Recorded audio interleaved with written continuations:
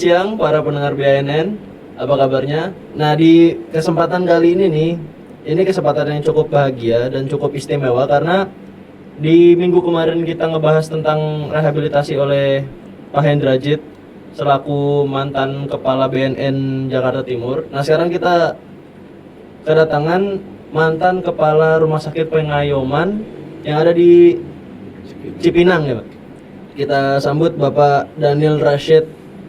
Selamat siang Pak, apa kabarnya? Selamat siang. Assalamualaikum warahmatullahi wabarakatuh. Nah, Bapak udah di rumah sakit itu udah berapa lama, Pak? Saya bertugas dulu sebelum pensiun, sebelum purna. Itu selama 7 tahun lebih saya bertugas di sana. 7 tahun, Pak? Rumah Sakit Pengayoman Cipinang. Yang ada di Cipinang, Jakarta Timur. 7 tahun berarti dari tahun berapa itu, Pak? Tahun 2013 sampai 2020. Dulu, wah. Itu sebelumnya itu Bapak di mana dulu itu, Pak? Sebelum di situ? Saya di kantor pusat Direktorat Jenderal Pemasyarakatan dulu. Ya, dari awal saya menjadi ASN di sana. Terus setelah itu saya pelaksana program tuberkulosis untuk seluruh lapas rutan di seluruh Indonesia. Jadi keliling Indonesia mensupervisi terkait pelaksanaan penanggulangan tuberkulosis di lapas rutan seluruh Indonesia. Karena tuberkulosis itu bahaya juga ya, Pak ya? Ya. Sangat berbahaya. Sorry, Pak. Oke. Nah, Pak, kita langsung bertanya nih, Pak, kepada hal yang spesifik nih, Pak. Kenapa pecandu atau pemakai itu harus direhabilitasi, Pak? Oke, jadi sebelumnya kita berbicara dulu apa itu pengertian-pengertian terhadap narkoba ya. Oh, Narkoba itu adalah narkotik dan obat-obat terlarang. Kemudian narkotiknya itu apa? Narkotiknya itu atau sejenis zat atau obat yang berasal dari tanaman dan bisa dari bukan tanaman, baik itu sintetis maupun non-sintetis, yang dapat menyebabkan penurunan perubahan kesadaran, menghilangkan rasa sakit, dan mengakibatkan ketergantungan atau adiksi. Nah, dari ketergantungan ini pemakai-pemakai karena ada rasa sesuatu rasa yang dirasakan jadi keenakan, ditambah dengan efek dari narkotika sendiri yang dikonsumsi mengakibatkan ketergantungan. Oh, iya. Dari situ dia memakai, akhirnya pada ujung-ujungnya tidak terkendali. Lepas kontrol. Awalnya bisa cuma coba-coba, iseng-iseng, atau kena pengaruh pergaulan, akhirnya menjadi ketergantungan. Di program pemerintah ada namanya program rehabilitasi. Jadi program rehabilitasi itu sebenarnya bukan cuma ditangani oleh pemerintah, oleh swasta juga bisa atau masyarakat juga bisa, tetapi tetap harus berkoordinasi dengan pemerintah, dalam hal ini Badan Narkotika Nasional, untuk bagaimana caranya melaksanakan program rehabilitasi ini. Kenapa program rehabilitasi sangat penting? Program rehabilitasi sangat penting. Kenapa? Karena program rehabilitasi itu memiliki tujuan, makna, dan fungsi. Tujuan utamanya itu bagaimana di program rehabilitasi ini menghentikan atau abstinensia, drug abstinensia terhadap pemakaian obat-obatan terlarang atau narkotik, narkoba. Di program inilah ada metode-metode yang dipakai, bagaimana caranya menghentikan. Kemudian yang berikutnya di program ini juga bagaimana memulihkan keadaan dari seseorang yang sudah terlanjur ketergantungan, dipulihkan kondisi fisiknya, apalagi kalau dia sudah memiliki penyakit-penyakit akibat dari pemakaian narkoba, terutama penggunaan alat-alat suntik. Kemudian maksudnya bagaimana memulihkan kehidupan seseorang yang sudah mengalami ketergantungan, baik memulihkan fisiknya, psikisnya, sosial masyarakatnya, ekonomi, dan dapat berproduksi kembali di tengah masyarakat seperti orang masyarakat pada pada umumnya. umumnya. Nah, itu fungsi-fungsi daripada program rehabilitasi. Hmm. Tapi kita kembali lagi, tujuan utama dari rehabilitasi itu bagaimana menghentikan supaya masyarakat terutama masyarakat generasi muda Hmm. tidak jatuh terlalu dalam ke narkoba, Iya. ya, dengan berbagai arahan-arahan, dengan berbagai metode-metode yang dipakai, dengan tenaga-tenaga ahli yang berpengalaman untuk melaksanakan program ini. Oke. Nah, ini kalau gini Pak, berarti kan kalau pemakai atau pecandu itu kan setelah makai kan itu ada apa ya, kayak ada efeknya atau zat adiktif yang ada di dalam tubuhnya gitu Pak. Nah, gimana cara secara medis atau kedokterannya itu gimana cara penanganannya Pak? Jadi metode-metode itu kembali kepada tahapan-tahapan rehabilitasi ya. Di rehabilitasi itu, di program rehabilitasi itu ada namanya program kita awali dengan eh, ada program tahapan rehabilitasi secara medis, non medis, dan tahapan pembinaan lanjutan atau aftercare. Ya. Secara medis yang dilakukan yaitu penanganan pertama, yaitu tahapan rehabilitasi medis dalam bentuk detoksifikasi. Oke. Ya, detoksifikasi ini juga ada proses-proses yang harus dilalui. Misalnya pada saat seorang penyalahguna narkoba ingin melakukan program rehabilitasi, masuk ke program, memasuki tahapan pertama, yaitu tahapan secara medis detoksifikasi, dia harus melalui pemeriksaan awal, pemeriksaan kesehatan secara umum, apakah orang ini memiliki penyakit-penyakit kronis atau ada penyakit-penyakit dalam dirinya, Ya. baik itu diakibatkan oleh karena penggunaan narkoba yang lama atau karena memang ada penyakit sebelum dia memakai narkoba. Oh ya. Itu harus diperiksa dulu. Diperiksa dulu oleh dokter, tegakkan diagnosa. Misalnya dia punya penyakit infeksi menular, misalnya tuberkulosis, Iya. atau dia sudah jatuh memiliki HIV, belum jatuh ke AIDS, tapi sudah ada HIV, itu harus diperiksa dan itu tetap ditangani dalam proses detoksifikasi. Tapi tujuan utama dari detoksifikasi itu bagaimana memulihkan kesehatan daripada penyalahguna ini, ya, agar dia bisa terbebas dari narkoba atau menghentikan narkoba dan memulihkan kesehatannya. Oke. Itu tujuan dari detoksifikasi. Sebelum masuk ke tahapan berikutnya, biasanya tahapan detoksifikasi ini berlangsung minimal 1 bulan untuk Oke. pelaksanaan detoksifikasi sebelum masuk ke program berikutnya. Apa tuh Tahapan program berikutnya yaitu tahapan rehabilitasi non medis.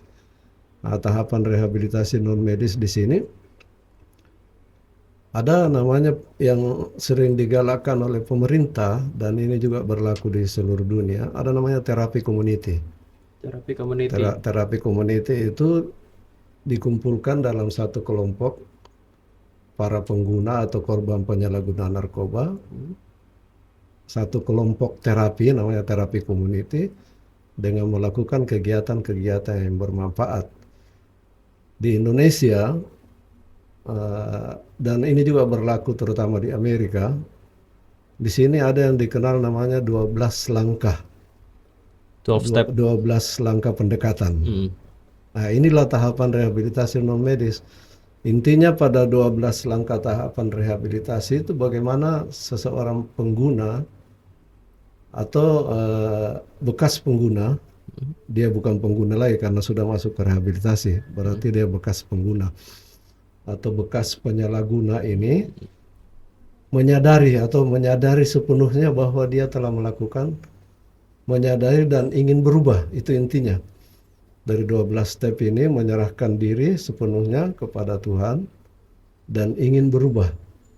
Dengan langkah-langkah 12 langkah tersebut, menyerahkan diri kepada Tuhan, ingin berubah, menyadari kesalahannya, kemudian ingin memperbaiki kesalahan-kesalahan tersebut, ya intinya itu membuat pengakuan kepada Tuhan bahwa dia sudah berbuat salah selama ini dengan menggunakan narkoba dan siap untuk berubah. Ya. Tobat lah. Ya, siap untuk berubah, terus mendata apa aja kelakuan-kelakuannya selama ini yang menyimpang, dia perbaiki. Kalau ada kesempatan, dia berusaha membuat inventarisasi kesalahan-kesalahan terhadap orang lain dan minta maaf. Hmm. Itulah 12 metode di sini. Jadi lebih mengarah kepada kesadaran, lebih mengarah kepada spiritual dengan menjelaskan ajaran-ajaran agama. Ajaran-ajaran agama juga ini kembali kepada keyakinan bekas pengguna ini, bekas penyalahguna. Ya, itu dikembalikan ke situ. Di sini juga akan dilibatkan misalnya dia beragama Islam, tentu akan dilibatkan para ulama atau ustadz-ustadz untuk memberi arahan, membantu. Demikian juga kalau agama non-muslim. Coba pendeta. Ya, untuk membantu, ini melibatkan. Karena memang tujuan daripada penanggulangan penyalahgunaan narkoba itu selain dilaksanakan oleh pemerintah juga melibatkan masyarakat untuk membantu program ini berjalan dengan baik. Terutama tokoh-tokoh agama, tokoh-tokoh pendidikan, atau tokoh-tokoh masyarakat. Tapi Pak nih kan biasanya di masyarakat nih Pak ya ada pengguna atau bekas pengguna itu pas direhab itu pas dia keluar tuh kayak dia dijauhi dari masyarakat gitu. Itu gimana sih Pak maksudnya? Kayak orang-orang masih belum berani gitu buat ketemu sama dia lagi, takutnya dia bawa influence jahat ke masyarakat itu. Bisa dimaklumi sih karena mungkin selama dia menjadi penyalahguna ada kegiatan-kegiatan negatif yang dilakukan. Bisa ini menjadi trauma untuk masyarakat. Tetapi kembali lagi kepada si bekas pengguna ini yang sudah kita anggaplah sudah bertobat, membuktikan kepada masyarakat. Oh iya. Membuktikan dirinya dalam bentuk kegiatan-kegiatan, mengikuti aktivitas, membuktikan bahwa dia bisa berkarya atau bisa berproduksi seperti masyarakat yang lain. Dia harus membuktikan dirinya. Tidak semata mengharap kepada masyarakat. Jadi terlebih dahulu dia harus buktikan. Oh, berarti bahwa ya dia sudah berubah. Hanya waktu yang bisa menjawab itu semua. Dia sudah berubah. Dan kembali juga kepada masyarakat, orang-orang yang sudah melakukan proses rehabilitasi harus diterima dengan baik. Caranya bagaimana supaya masyarakat menerima dengan baik? Salah satunya adalah dengan program seperti ini. Ya, jadi salah satunya adalah lembaga-lembaga selain lembaga pemerintah yaitu Badan Narkotika Nasional, lembaga-lembaga non pemerintah juga atau lembaga swadaya masyarakat sebagai pemerhati penyalahgunaan narkoba seperti Badan Anti Narkoba Nasional. Disinilah perannya diperlukan. Bagaimana mensosialisasikan terhadap program penanggulangan penyalahgunaan narkoba. Itu intinya di sini. Intinya podcast ini. Membantu menyadarkan masyarakat. Jadi kita nggak bisa memaksa masyarakat, Mas, bahwa harus diterima. Selain orang itu sendiri, kemudian dari lembaga-lembaga swadaya masyarakat dalam hal ini BANN untuk membantu bahwa dia sudah berubah, tolong dikasih kesempatan dengan sosialisasi turun langsung ke masyarakat. Itu intinya program penanggulangan penyalahgunaan narkoba. Karena keterlibatan masyarakat. Karena semua orang butuh kesempatan kedua ya Pak ya. Iya, keterlibatan masyarakat sangat diharapkan sehingga narkoba itu tidak lagi menjadi beban nasional, ya karena kita harus memahami sama-sama memahami bahwa Indonesia sekarang sudah dalam tahap kegawatan narkoba ya karena sangat tinggi pengguna narkoba. Misalnya saya pernah bertugas eh, di Direktorat Jenderal Pemasyarakatan. Jadi sehari-hari berurusan dengan warga binaan atau Ya, narapidana narapidana. ya dan tahanan yang ada di lembaga pemasyarakatan rumah tahanan negara. Kalau dilihat data sampai saat ini itu hampir 60% atau sekitar 60% warga binaan tahanan yang ada di lembaga pemasyarakatan rumah tahanan negara seluruh Indonesia itu adalah dari narkoba. Oh, Ya, banyak jadi ya berarti ya? baik narkoba itu bisa berupa apakah dia pengguna, Atau pengedar. apakah dia penyalahguna, ataukah dia pengedar, ataukah dia bandar. Mm. Dan program rehabilitasi juga itu dilaksanakan di lembaga pemasyarakatan khusus narkotika yang ada di seluruh Indonesia. Oke. Ya, Nah, ini kita jumping lagi nih Pak. Kayak penyakit nih, kita ngomongin masalah penyakit. ya. Apakah para pemakai atau pecandu itu ada akibat penyakit lainnya nggak Pak? Contohnya selain dari adiksi, terus kayak ya apa sih, kayak muntah-muntah, pusing gitu segala macam. Ada nggak Pak penyakit lain gitu yang akan timbul kalau udah pemakai narkoba gitu Pak? Penyakit-penyakit yang akan timbul gitu Pak. Oke. Jadi pemakaian narkoba, apakah itu melalui oral ataukah itu melalui pengguna dengan jarum Jarum suntik, suntik. itu senantiasa menimbulkan dampak-dampak terutama dalam kesehatan. Mm-mm. Ya, kenapa dia timbul permasalahan dalam kesehatan? Karena dengan penggunaan narkoba terus-terus menyebabkan ketergantungan atau adiksi sehingga mempengaruhi daya tahan tubuh.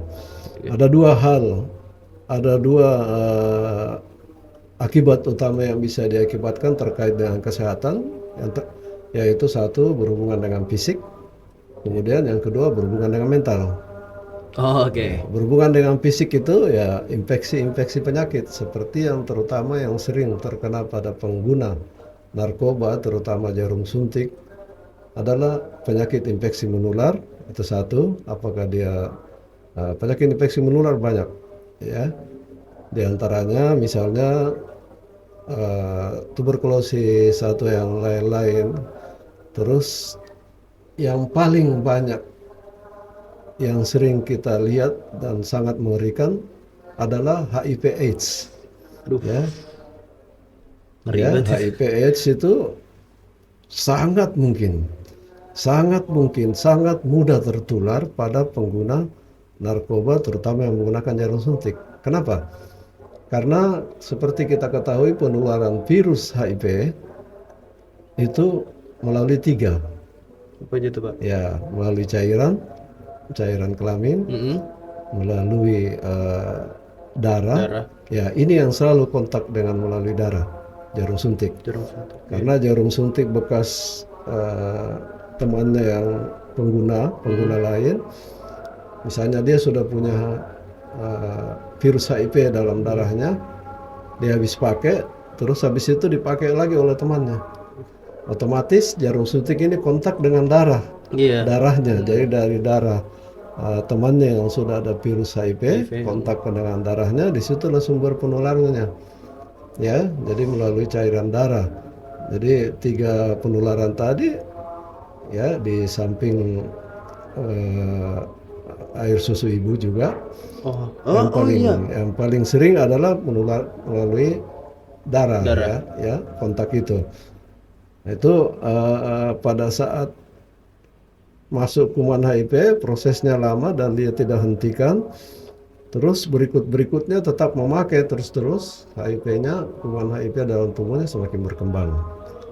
Kemudian penyakit-penyakit yang lain, penyakit pencernaan, ini juga sangat sering terjadi pada pengguna penyalahguna narkoba. Iya. Kemudian yang sering juga adalah penyakit kulit dan kelamin. Penyakit kulit dan kelamin kenapa bisa terjadi? Sangat bisa terjadi. Penyakit kulit dan kelamin karena dalam satu kelompok penyalahguna kan dia biasanya ada kelompok-kelompok dan memakai bersama-sama. Biasanya dalam memakai bersama-sama ini sudah kesadaran sudah tidak normal seperti orang biasa melakukan hubungan kelamin yang bebas. Oh iya, heeh. Nah, melakukan hubungan kelamin yang bebas sangat mungkin terjadi penularan kuman-kuman penyakit kelamin Hmm. dan penyakit kulit. Kemudian di gangguan berikutnya adalah gangguan mental atau gangguan psikologis.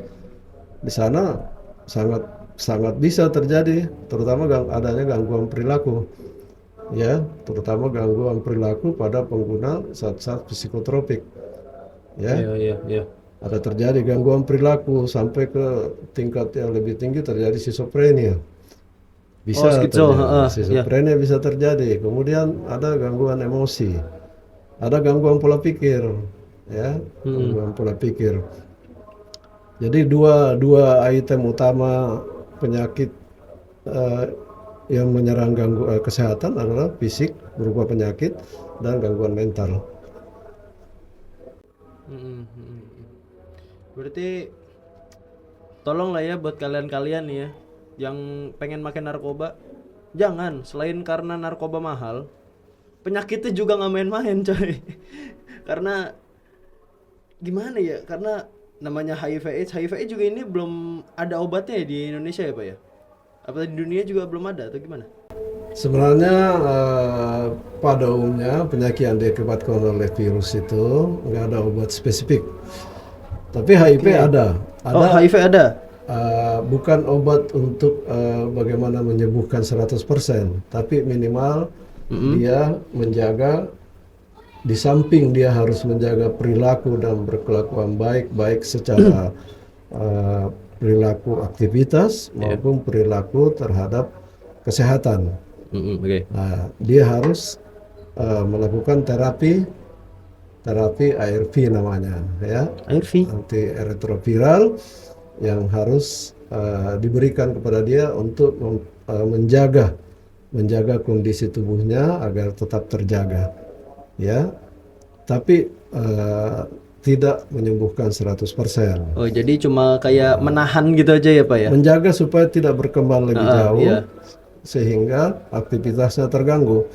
Jadi banyak penderita-penderita, bekas penderita HIV AIDS itu bisa saat ini bisa beraktivitas dengan baik. Bisa beraktivitas dengan baik dengan adanya pemakaian ARV itu. Nah. Ya, secara terkontrol. Secara terkontrol, uh, jadi secara terkontrolnya itu melalui lembaga-lembaga resmi, apakah dia di rumah sakit atau di panti-panti rehabilitasi, Hmm. ya, ada arahan-arahan dari tenaga-tenaga konsuler terhadap terapinya. Nah, kalau kita ngomongin ARV tadi nih ya, ini berhubungan juga nih Pak. Bagaimana pandangan Bapak nih terhadap produk Slim Fit ini Pak? Yang digadang-gadang mampu membersihkan zat adiktif yang ada di dalam tubuh itu Pak. Gimana Pak? Tanggapannya Pak? Segala sesuatu bisa dicoba selama itu tidak ada dampak yang ditimbulkan. Melihat dari isi Slim Fit, saya kira tidak ada hal-hal yang bisa mengakibatkan terjadinya gangguan kesehatan. Jadi bisa dicoba, bisa dicoba.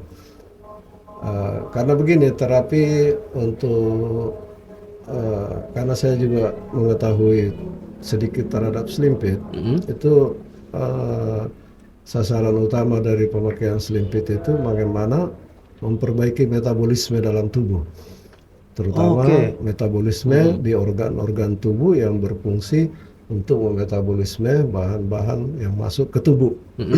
Oke. Misalnya metabolisme pencernaan. Nah, itu salah satu fungsi dari Slim Fit. Jadi enggak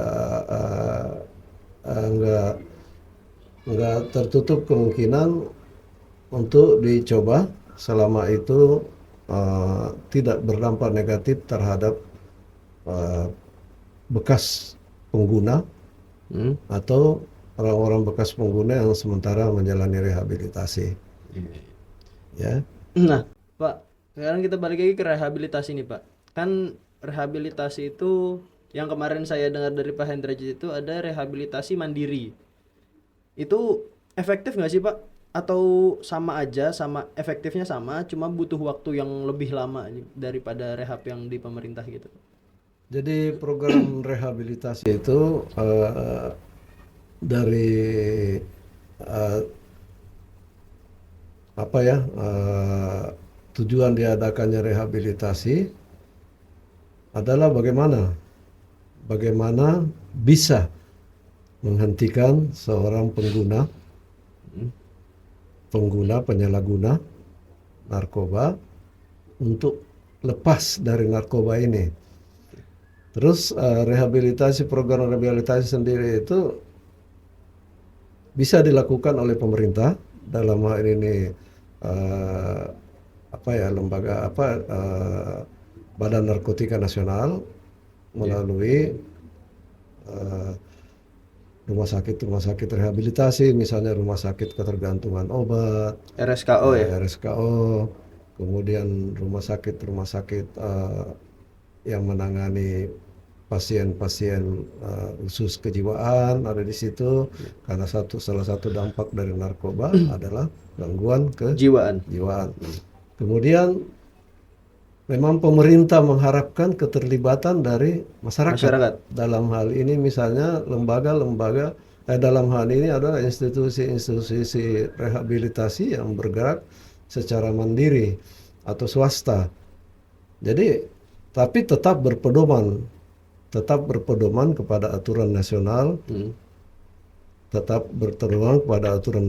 program penanggulangan narkoba.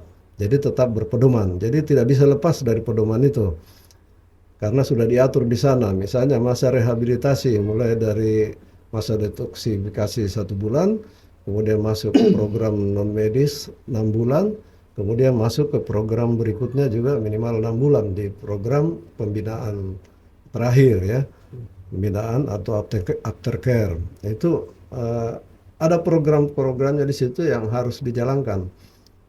Jadi tidak boleh keluar mengadakan program sendiri. Tetap berpedoman kepada Undang-Undang Nomor 35 Tahun 2009 tentang narkoba. Terus ada juga keputusan pemerintah, ada keputusan Menteri Kesehatan terhadap rehabilitasi. Kemudian ada petunjuk teknis terhadap pelaksanaan rehabilitasi. Harus diikutin semua itu, tahapannya harus diikutin. Jadi tidak keluar jalur, gitu loh. Jadi diharapkan pada saat seorang bekas pengguna narkoba setelah menjalani rehabilitasi di lembaga-lembaga rehabilitasi yang bergerak mandiri, itu hasilnya sama. Hasilnya sama yang dilaksanakan oleh pemerintah melalui Badan Narkotika Nasional. Ya, Badan Narkotika Nasional dengan tujuan utama bagaimana seorang bekas pengguna ini bisa berhenti sama sekali, tidak mengulangi perbuatannya. Itu aja. Jadi nggak ada salahnya. Malah bagus ya, kalau bagus karena memang anjuran pemerintah melibatkan di program penanggulangan narkotika ini, ya, narkotika dan psikotropika itu tidak bisa lepas masyarakat. Tidak bisa lepas masyarakat karena di antara masyarakat ada anak-anaknya juga. Ada anak-anaknya juga yang korban. Diharapkan jangan sampai korban-korban yang ada sekarang akan bertambah dengan kita tahu sekarang Mas, bagaimana kebebasan pergaulan, bagaimana media sosial begitu terbuka. Ya, sering terlalu bebasnya. Ya, sering kita lihat ada kejadian-kejadian yang awalnya dari medsos. Ya, kasihan generasi-generasi yang akan menjadi penerus bangsa. Dengan narkotika dia bisa hancur masa depannya. Juga masa depan generasi penerus kita. Saya kira itu. Jadi sangat penting Mas. Saya ulang lagi, sangat penting keterlibatan dari lembaga swadaya masyarakat dalam bentuk rehabilitasi mandiri. Sangat penting dan itu pasti diapresiasi oleh pemerintah karena itu membantu program pemerintah. Selama tidak terlepas dari anjuran awal SOP pelaksanaan.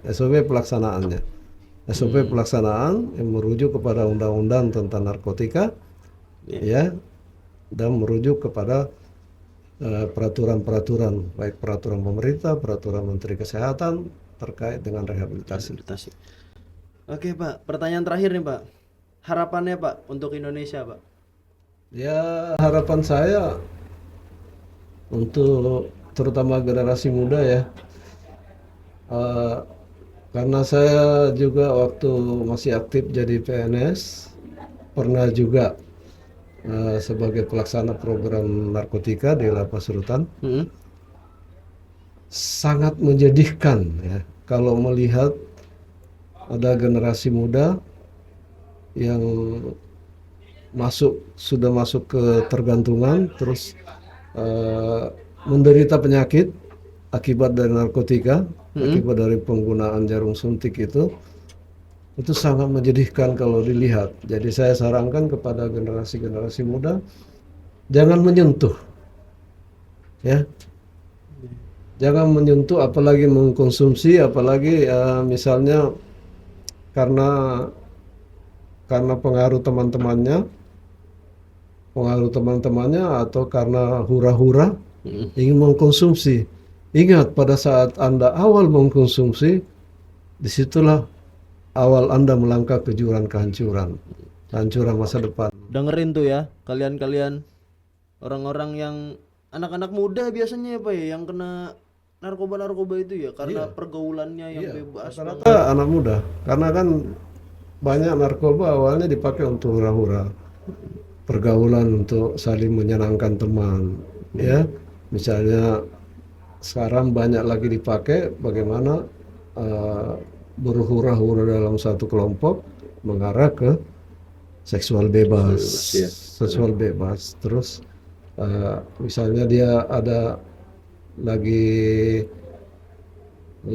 gabut, istilah anak sekarang ya, Gabut. atau lagi stres, pelariannya ke arah sana. Iya kenapa? Jangan. Gak usah. Pelariannya ke arah sana. Kalau Karena memang golongan psikotropika memang apa ya, bukan menghilangkan, tapi sementara aja. Tapi dia sudah memasukkan Anda ke tangga jurang. lebih baik tuh ya kalau gabut atau stres, sholat, ngaji, ngaji. Jangan punya Quran doang di kamar tapi nggak dibaca. Oke, itu sekian untuk episode kali ini. Ini episode yang ini ya rinci sekali ya tentang narkoba, rehabilitasi dari dunia medis gitu. Nextnya mungkin kita akan ngundang apa ini Kapolres atau apa ya buat ngomongin masalah narkoba yang lain. Saran saya, Oh boleh Pak. saran saya untuk BANN ya, Badan Anti Narkotika Nasional, sebagai lembaga swadaya masyarakat pemerhati korban penyalahgunaan narkoba. Itu diperbanyak sosialisasi. Kenapa? Karena melihat dari angka kejadian korban penyalahguna itu sangat tinggi ya di kalangan generasi muda, sangat tinggi. Bahkan dari data itu generasi muda menguasai ini angka kejadian. Jadi sosialisasi harus kalau sudah ada sosialisasi sekarang dipergencar lagi, Harus disebarluaskan. dipergencar lagi ke golongan-golongan muda. Misalnya ke sekolah-sekolah, Oh ya. ke kampus-kampus. Sekolah-sekolah itu jangan cuma tingkat SMA, ke SMP juga. Karena dari SMP terutama di tingkat-tingkat akhir SMP itu sudah mulai bandel. terpengaruh dengan pergaulan apa segala macam. Di situ awalnya dia masuk ke pergaulan-pergaulan yang tidak benar. Jadi mulai dari SMP, SMA, bahkan kalau bisa ke SD yang misalnya kelas 5, kelas 6. Ke kampus-kampus. Jadi BANN harus lebih gencar masuk lagi. Kalau perlu dilakukan misalnya sekali sebulan. Bulan ini ke kampus ini, bulan depan ke kampus ini. Akan banyak. Misalnya mengharapkan narasumber akan banyak narasumber yang mau melaksanakan secara gratis, karena ini untuk kepentingan perbaikan atau menjaga generasi penerus bangsa itu tidak jatuh ke jurang kehancuran. Iya, betul. Jadi nggak usah takut, tetap melaksanakan kegiatan. Yang utama adalah sosialisasi. Karena masuk ke tahap eh, rehabilitasi mungkin belum ya. Iya, belum. Belum. Sosialisasi aja dulu diperkuat. Setelah siap, semua sudah berjalan dengan bagus, mau mengadakan rehabilitasi silahkan. Tetap koordinasi ke Badan Narkotika Nasional. Iya, Ruben. Badan Narkotika Nasional, kalau di sini berarti Jakarta Timur ya. Jakarta Timur. Kota Madya Jakarta Timur. Oke, segitu aja. Dengerin tuh apa kata dokternya ya. Jangan bandel Anda. Ya, sekian dulu untuk BNN Talks kali ini. Saya akhirin. Dadah.